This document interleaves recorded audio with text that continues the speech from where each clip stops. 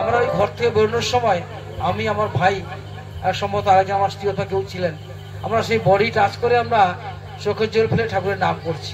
ঠাকুর তোমার তো নাম গ্রহণ করেছে, আর যে বিষধর সর্প কামড় দিয়েছে, তুমি দয়াল, তুমি তোমার অনন্ত দয়া ছাড়া তারা জীবন পার নয়।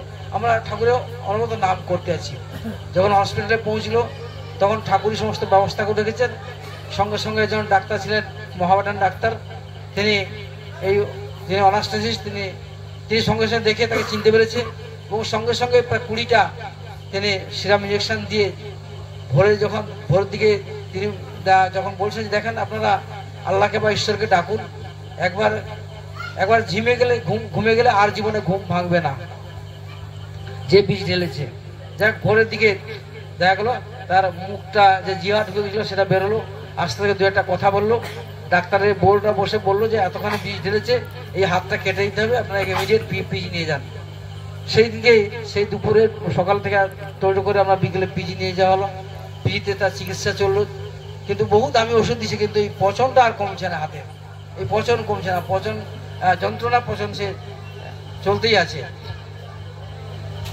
তখন অগতির গতি।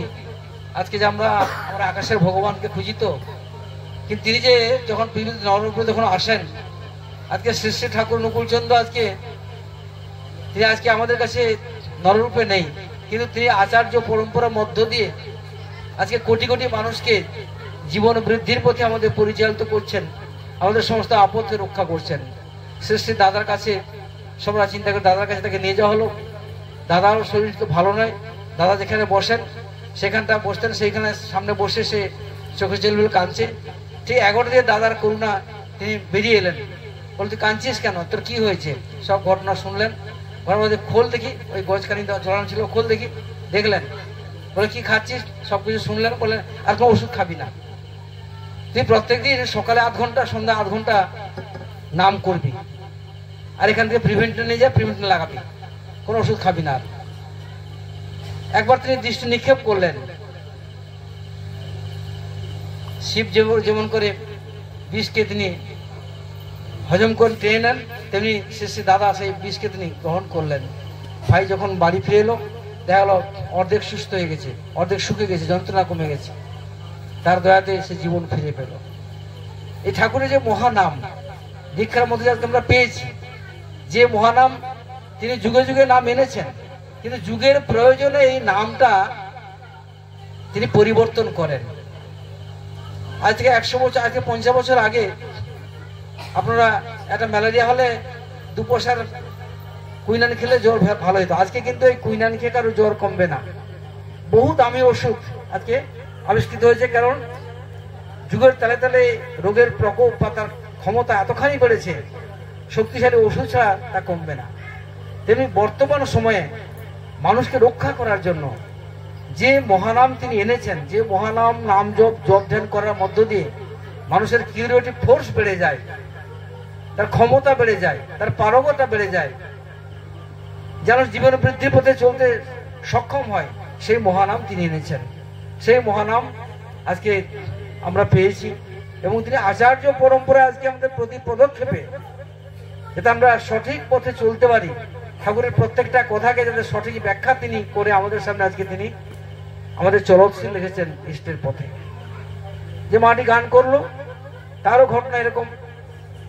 আষাঢ় মাসে ঝড় বৃষ্টি হচ্ছে, ঠাকুর পূজার মা স্নান করতে গেছেন, মা পুজো করতে গেছেন, পুজো করে এসে তিনি খাবেন, অভুক্ত অবস্থায় পুজো করতে গেছেন, এসে তিনি রান্না করবেন। তো খড় জালে রান্না হয়, 18 বিঘা সম্পত্তির খড় গাদা দেওয়া আছে, খড় আনতে গেছেন।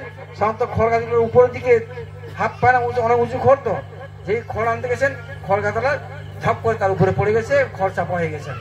কোনো রক্ষা আর কোনো উপায় নেই, ভিতরে চাপা পড়েছেন, আকুলে ডাকছে আর বাঁচাও বাঁচাও বাঁচাও। কেউ যারা কাছে আসছে পেশাব করছে চলে যাচ্ছে, খড় নিচ্ছে চলে যাচ্ছে, কেউ আর শুনতে পাচ্ছেন না।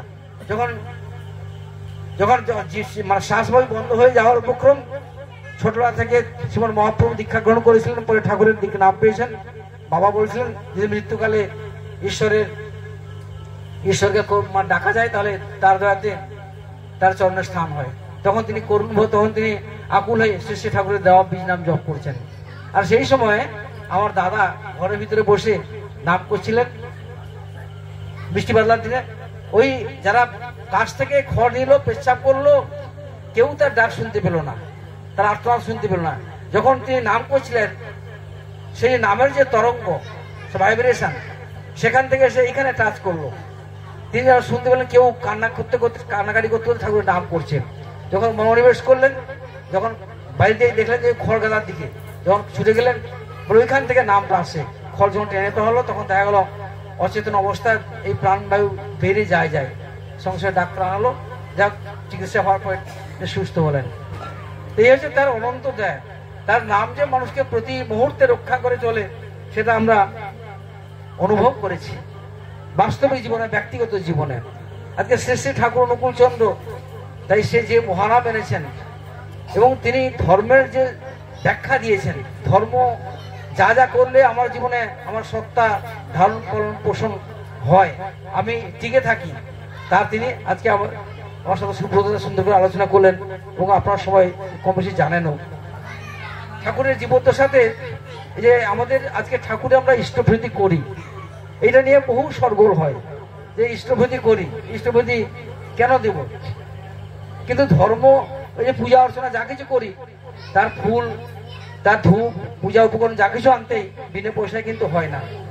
তা সেখানে যদি বিনা পয়সা হয় না, তাহলে ইষ্ট সেবা করতে গিয়ে, প্রভুর সেবা করতে গিয়ে সেখানে আমার জীবনে অর্থের প্রয়োজন, এই ভ্রান্তিটা আমাদের থেকে যায় না।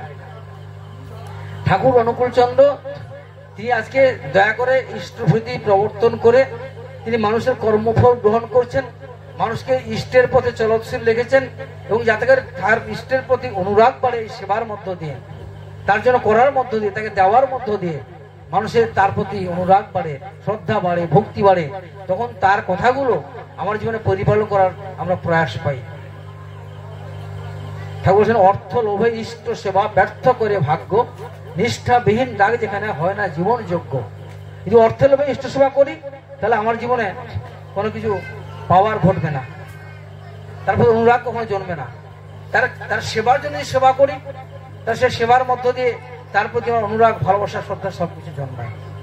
শ্রী ঠাকুরের জীবদ্দশা দেখে গেছে, কত মানুষ মারা গেছে। কেউ বলে, ঠাকুর আমার মায়ের ইচ্ছা ছিল একটু ওই দুধ আম খাবে, আর ঠাকুর মারা গেল। বলিস কি রে, যা ওই ডাক্তারকে প্যারিকে বলতো একটা ওষুধ দিতে, দেখবি তোর মা আবার উঠে উঠবে। কিন্তু মারা গেছে। প্যারিটাকে বললাম, ঠাকুর বলছেন আপনাকে ওষুধ দিতে। আমার মা কিন্তু দুধ আম খাওয়ার ইচ্ছা ছিল, সুস্থ হয়ে উঠলো, দুধ আম খেলো, আবার দুদিন পরে সে আবার মারা হয়ে গেল। ঠাকুর মানে অনন্ত দয়া তার। একটি দাদা ঠাকুরের দীক্ষা গ্রহণ করেছেন, দীক্ষা গ্রহণ পর তার স্ত্রীও ভীষণ অসুস্থ।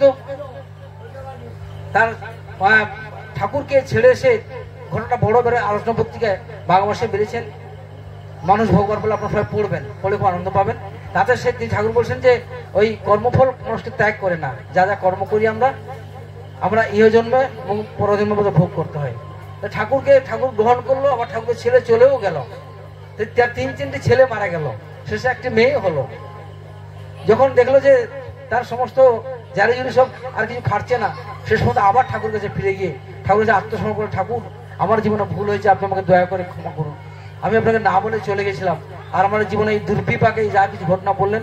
তখন ঠাকুর বললেন যে কর্মফল তো মানুষকে ভোগ করতেই হয়, বলে যা আনন্দবাজার কাজ করবি যা। তার স্ত্রী খুব অসুস্থ, হার্টের রোগ, চিকিৎসা চলছে। তার মাঝখানে তার মেয়েটি বলছে, মা সবার তো ভাইটি আছে, ভাই ফোঁটা দেয়, ভাই ফোটার সময় আমার তো ভাই নেই, তুই ঠাকুরকে বলবি যা। গিয়ে ঠাকুর আমাকে একটা ভাই দাও। বলো ভাই নিবি, যা তোর ভাই একটা পাবি তুই। চলে এলো। কিন্তু মা কিন্তু হসপিটালে শয্যাশায়ী, রোগ শয্যাশায়ী, তো মাঝে মাঝে অক্সিজেন চলে, বোধহয় এই জীবন যাই নয়। চিকিৎসা চলছে। 2 দিন পরে ঠাকুর বলেন, মনি তুই একটা কাজ করতে পারবি? তার স্বামীকে বলেন যে তুই আগামীকাল আমার দুপুরে অন্ন গ্রহণের পূর্বে আমাকে 500 টাকা দিতে পারবি? সে থমে বসে আছে। বলে কি রে, কিছু বলছিস না? যে 10 টাকা পায় আনন্দবাজারে, মানে যে কাজ করে তাতে 10 টাকা তাকে অ্যালাউন্স দেওয়া হয়। 500 টাকা ঠাকুর বলেছেন, কি করে দেবে? তবে তার মানে একটা বিশ্বাস এলো, ঠাকুর যখন বলেছেন তার নিশ্চয় একটা ব্যবস্থা হবে। বলে হ্যাঁ পারবো ঠাকুর। বলে তা উঠে বল, দৌড়ে যা, ভিক্ষে কর। উঠে সঙ্গে সঙ্গে ভিক্ষা করতে আরম্ভ করলো। ভিক্ষা করে মানে দিন শেষে যা হলো তাতে 50 টাকাও নয়, দিতে 500 টাকা। তখন ঠাকুরকে অগতি করে ঠাকুর ডাকছে, সেই সময় তার একজন বন্ধু সেই পথে আসলো, ঠাকুর ভাই তুমি আমাকে 500 টাকা ভিক্ষা দিতে পারবে? না ঠাকুর চেয়েছেন, আচ্ছা আমি কালকে সকালে দেবো ভাবে। তারপর সকালে সে দাঁড়িয়ে আছে সেই পথে, বন্ধু আসছে না, ঠাকুরের স্নান খাওয়ার সময় হয়ে আসছে, এদিকে বঙ্কিমদা তাড়া দিচ্ছেন, তাড়াতাড়ি তুমি যে পারো দাও না, ঠাকুরের স্নান খাওয়ার সময় পেরিয়ে যাচ্ছে। তখন সেই বন্ধু 500 টাকা দিলেন, দিনে তিনি দৌড়ে এসে ঠাকুরের কাছে নিয়ে দিয়ে একবারে মানে ঝাউ ঝাউ করে কাঁদছেন ঠাকুর। বলে শোন, বঙ্কিমকে দিয়ে দে, তুই তুই এক্ষুনি চলে যা, তাড়াতাড়ি যা, তুই আনন্দবাজারকে আর গিয়ে লাভ নেই, তুই হসপিটালে চলে যা। যখন হসপিটালে গেলেন তখন দেখলেন কি না, তার স্ত্রীকে বেড থেকে নামিয়ে চাদর ঢাকা দিয়ে দেওয়া হয়েছে। যেমন পেশেন্ট যখন মারা যায় তাকে চাদর ঢাকা দিয়ে দেওয়া হয়, তখন সে অবাক হয়েছে, বলে কি হলো, তার স্ত্রী নেই তাহলে। তখন সে চাদরটা খুললো, দেখে যে নাকের যে হাত দিল, বলে আস্তে আস্তে করে শ্বাস যাচ্ছে, চোখের পাতাটা মানুষ যে ফেলছে, সে দৌড়ে গেল, বলে আপনারা আমার স্ত্রীকে এভাবে আপনারা নিচে ফেলে দিয়েছেন, কিন্তু সুস্থ আছে। বলে ভাই তোমার সঙ্গে শত্রুতা আছে, তোমার স্ত্রী কিন্তু মারা গেছেন, তোমার কোনো শত্রুতা নেই। বলে দেখেন না, ওই তো চোখের পাতা নড়ছে, শ্বাস যাচ্ছে। ডাক্তাররা অবাক, তারা যখন দেশে তাই তো, তাকে আবার বেডে উঠালেন, তাকে চিকিৎসা হলো, সুস্থ হলো। ঠাকুর তার ছেলে মেয়েকে আশীর্বাদ করেছেন, একটা ভাই সে সুস্থ হলো। সুস্থ হওয়ার পর কি হলো না, ঠাকুরের কে নিয়ে চলে, ঠাকুরের দয়াতে অন্তঃসত্ত্বা হলো, তার ছেলেও হলো। এই ছেলেটি যখন 1 বছর হলো, সে বড় মা তার মুখে ভাত দিলেন। ঠিক ছেলেটি যখন 1 বছর পূর্ণ হলো, তখন সেই ছেলেটি তার ছেলেটিকে নিয়ে তার মা শুয়েছিল, সেই সময় তার হার্ট অ্যাটাক হলো, মা মারা গেছে।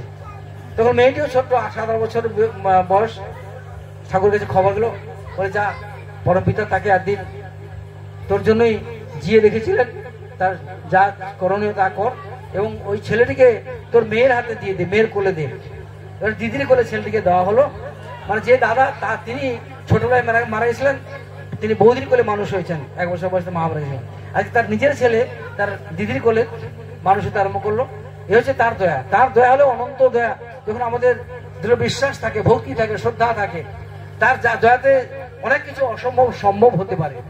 সেই জন্য ঠাকুরকে কিন্তু আমরা পাওয়ার আশাই, পাওয়ার আছিলে গ্রহণ করব না, আমরা তাকে গ্রহণ করব তার আদেশ পরিপালন করার জন্য, তার সেবা করার জন্য, তার বিধানকে জীবনে, তার অনুশাসনভাবকে জীবনে পরিপালন করার জন্য। তাকে মান্যতা দিয়ে যদি আমরা চলতে পারি, তাহলে আমাদের মধ্যে প্রত্যেকের মধ্যে পারগতা, জীবনের যা কিছু অপাওয়া হতে পারে সেই মতো ভক্তি শ্রদ্ধা নিয়ে চলতে পারি। যেমন আপনারা সবাই ভক্ত মানুষ, আপনারা সবাই ঠাকুরকে নিয়ে আরো করে চলুন, পরিবেশের মধ্যে ঠাকুরকে ছড়িয়ে দেন। সেই সঙ্গে দীক্ষাপত্রের সমীক্ষার কাজ, বহু মানুষ, সব জায়গায় প্রচুর মানুষ দীক্ষিত, এখানেও সেরকম বহু গ্রামে হাজার হাজার মানুষ দীক্ষিত, তাদের কাছে আপনারা যান দলবদ্ধ হয়ে, তাদেরকে ঠাকুরের পথে আবার যাজন করে যাতে ঠাকুরের পথে চলতে পারে, সেই আশীর্বাদ আসলে বলছেন যে এই কর্মের মধ্য দিয়ে সবাই আমরা সুস্থ থাকবো, ভালো থাকবো, রোগ ব্যাধি দূরে যাবে। তার এই নির্দেশটা কিন্তু বাস নিশ্চয় নয়, এটা আপনারা সবাই করবেন, করার মধ্যে দেখবেন, উপলব্ধি করবেন যে তার এই আদেশ পরিপালন করার মধ্য দিয়ে, দীক্ষাপত্রের সমীক্ষা কাজ করার মধ্য দিয়ে আমরা প্রত্যেকে সুস্থ সুস্থ সুদীর্ঘ জীবন অধিকার হয়ে পরমপিতার অহিত যাতে আমরা সুস্থ থাকবো। পরমপিতার আতুল চরণে এই পরিবারের সবার সর্বাঙ্গের মঙ্গল প্রার্থনা করি, সবাই সুস্থ সুস্থ সুদীর্ঘ জীবন অধিকারে পরমপিতার একনিষ্ঠ সেবা হয়ে ওঠেন এবং পরমপিতার অচ্ছল আশীর্বাদ সবার বর্ষিত সেই প্রার্থনা জানাই। সেই সঙ্গে আপনাদের সবার সর্বাঙ্গীন মঙ্গল প্রার্থনা করে আমার এই ক্ষুদ্র জয় গুরু।